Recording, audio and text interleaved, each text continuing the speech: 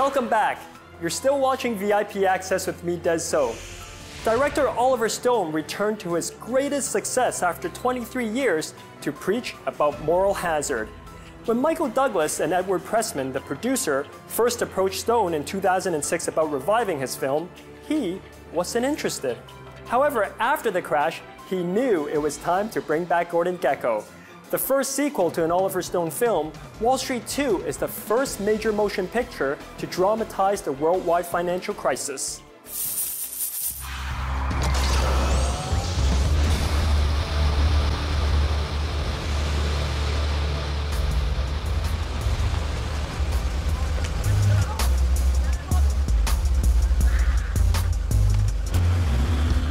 The original was done in 1987. This came around to my attention in 2009, after the crash of 2008. And frankly, I wouldn't have done it if it hadn't been for the crash. No matter how much money you make, Mr. Gekko, you'll never be rich. I think Oliver's done a really good job with Wall Street 2 of creating the kind of intrigue that goes on. It's almost like a Greek tragedy or a Shakespearean play. And we've devised, I think, a pretty intricate network between Shia and his relationship with Josh Brolin, who's his mentor and his boss. You're not my mentor. Lou Zabel was, and whether you admit it or not, your raid destroyed Zabel and forced him to suicide. So you may talk about moral hazard. You are the moral hazard. Two bases here. There's a wider audience for the movie. It has to be fun. It has to be simple enough to understand, exciting. At the same time, we have to appeal to a very hardcore Wall Street base of people who know the street and would be offended if we didn't take this seriously and realistically. So much you don't know, Jacob. They took my life, and when I got out, who's waiting for me? Nobody! This is not about the money. This is about you and me. It's about doing the right thing. It's about the game. It's not like a sequel. It is a sequel, but it's the consequence of his first movie. I think if you don't know anything about finance, this is a great movie for you to come and learn. I think if you love film and you know everything about finance, it's Oliver Stone, who's one of the greatest filmmakers to ever exist. I think if you don't like Oliver Stone and you know everything about finance, but you still like movies, I think Michael Douglas, he's resurrecting one of the greatest performances ever put on celluloid.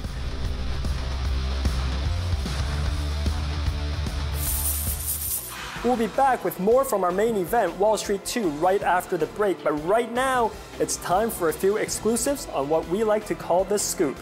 Our international correspondent, Stevie Wong, had a chance to sit down and chat with the cast and director of Eat, Pray, Love, the movie based on author Elizabeth Gilbert's best-selling memoir of the same name.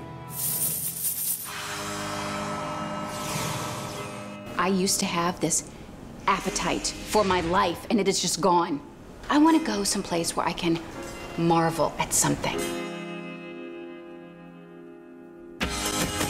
The journey that she goes on is tough already, so as an actress to kind of get into the moment and all that kind of stuff, was it scary for you? The thing that Ryan did that was so ingenious is that he really has done so much prep work and so much research. I was so prepared for them that they weren't really that difficult.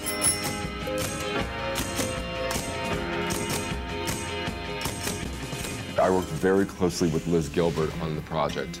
You know, she read every draft of the script, she gave me notes, she told me a lot of things that were not in the book. She saw the movie the other day and called me crying, and she was just so happy. She said that she learned a lot about why the book was so popular when she finally saw the movie, so I was very moved by that. I'm going to Italy, India, and I'm going to end the year in Bali. In the film, your character offers a very important push during the pray section for Julie's character. What role does he play? Well, he really kind of wakes her up and makes her look at herself. I mean, it's what she's trying to do. She's trying to find out who she is, and this guy has really needed to tell her, if I can do this, you can do it. If you can't master your thoughts, you're in trouble forever. I am trying. Hello, that's the damn problem. Stop trying, surrender. Go out into the garden and just sit there and still your mind and watch what happens. Why don't you just let it be? These actors would come in with their A game, and it would reignite the whole thing over again, country after country, and so that was really a gift. No matter how many works you've done at your house alone, trying to figure out, how to do it, and you have to face the other actor. And well, she brought the rhythm, and I just have to get in that rhythm and have fun with it. Next attraction of the tour, Yes. food from Bali. Oh, good. I'm starving. Where should we go? We should go to the best restaurant in town. Of course. My place. Basically, the book is for women and men, as is the movie, because it says, you know, it's never too late for you to change your life. The movie is an adventure story, but it's an inner adventure. Your life's changing. That's not a bad thing. You sound good. Stronger. Please tell me what there's to complain about.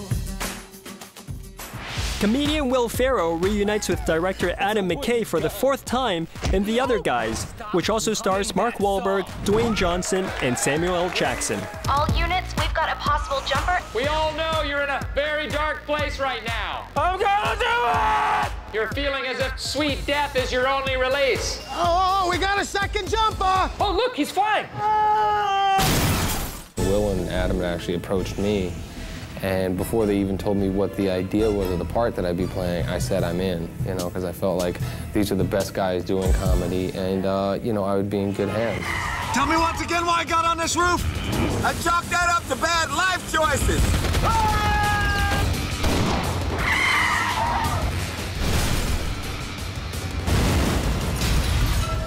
When they had the first pitch for you, like, what were they saying, like, you needed to do when you... We wanted to make sure that the collision really meant something in terms of me and Sam and Will and Mark. So it was important for us to set the tone and tempo earlier on in the movie, right at the beginning. All the gunfights, all the car chases, all the sex we don't want to have with women, but we have to, all due to what you guys do. And we do it again and again. Hey, if I want to hear you talk, I will shut my arm and work him out like a puppet. Peace out. Real characters. Comedy requires you to jump off the cliff if it's going to be done right, and it is oftentimes the antithesis of being cool. You know, we could definitely go off into a whole other world with improv, but what the great thing about McKay is that there is a structure already with the script, so as long as we do it a few times as written, no improv, and then we start going crazy. Hi. Who are you? I'm his wife. This is a ball and chain. Oof. Come on, seriously, who is that? Adam creates a great environment to be creative in. And, you know, you want that as an actor. You know, I really, really like the guy. I like the guy personally as a friend, but I also really admire him as a filmmaker and a writer, too, as well. The only thing wrong with Adam is that he doesn't put himself on camera and on screen enough. I mean, he's so funny. You know, I've always said Will is probably the funniest guy in movies, and Adam's probably the funniest guy that should be doing movies. Want to do good cop, bad cop. I come strong, and then you come in. Got it. I want to know everything now. Okay, well, I'll talk to you. You're reasonable. No. You want to talk to me? I thought you said bad cop, bad cop. The Other Guys. Adam Sandler and a bunch of his old Saturday Night Live buddies get together for a reunion in the middle-aged male comedy Grown Ups. They're meeting each other's families. Look at this! Wow! Ooh, a porch swing! I know what I'm doing this weekend. Yeah. A film about a reunion of childhood friends. I know that you guys worked together in the past. Was it just easier to just get on set and just kind of do your thing? We all are buddies. We've been buddies a long time. We haven't seen each other in a while. That's the only thing that's not true. We do see each other a lot, but most of all, it was having to act like we're friends, and we could do that pretty well. Hey, Lenny, remember we used to come here in high school late night after we got wasted? What's wasted? Wasted is something that happens when you have a hankering for ice cream. I want to get chocolate wasted. No, you don't need to get wasted. It's okay. As far as like the chemistry on the set, I mean, we didn't have to spend a lot of time finding our character. I mean, I think we kind of walked in with that. But it helps because you have about 20-something years each of performing skills there. So it was pretty smooth in that sense. What was your favorite thing to do when you were 12? Ooh, well, I can't do that. Adam Sandler, we almost worked in another occasion. He doesn't stereotype. He's very smart. He just sees what you can bring into something. Remember the guy I always tell you about, Rob? Of course. Oh, and this must be your mother. My wife. I'm sorry. I'm not. And what's the trick to have the best poker face? Like, what do you guys think of if you're ready to laugh? Selma had the best poker face probably because she didn't understand what we were saying. She's very quick on her feet. It was very fun to be around for all of us because she's so pretty. We get over it quickly, and then she's just like a fun chick to have around. So at the beginning, I was intimidated to say, I think I have a joke. But they were so encouraging and supportive. Towards the end, I had a lot more confidence in myself, and I think I learned a lot from them. Do you know how to skip rocks, Mrs. Fader? Are you kidding me? I am the best at this. Give me that. Now watch me. I didn't feel bad if I ruined a take and laughed, because the one person that ruined the most takes in this film was Adam Sandler. Even when he was not in front of the camera, he would ruin the take by laughing from the monitors. Dad, are you making a sissy? You know they put a chemical in the pool that turns urine blue. No, it's an old wives' tale, sweetie. Oh my God! Do your kids know that you guys are funny? My younger one doesn't know, I don't think, because I showed her a trailer of a movie that I did, and I fall down a lot, and she started crying. Let go! I can't let go! I'm too scared!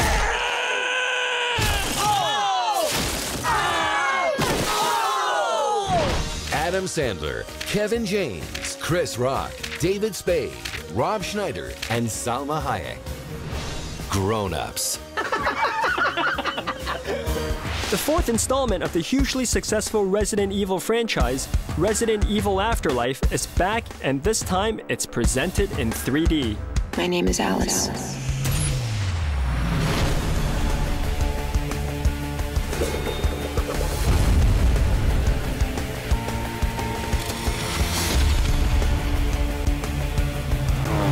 I think what's unique about it is that it's in 3D, first of all.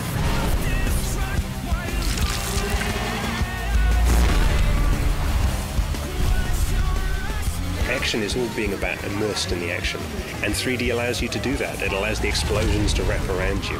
So it makes the movies much more immersive and much more striking and a much greater experience. We offer safety and security, food and shelter. Luther! Come on! Genius thing about this franchise is that you can tell they're investing more time, more money, more thought, more effort into each installment as they go.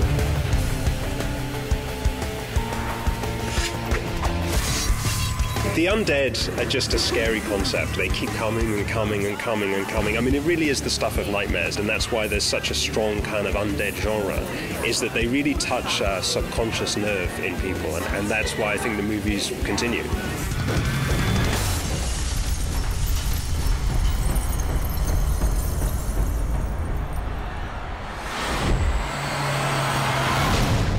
Hey, boys. Is that any way to treat a lady?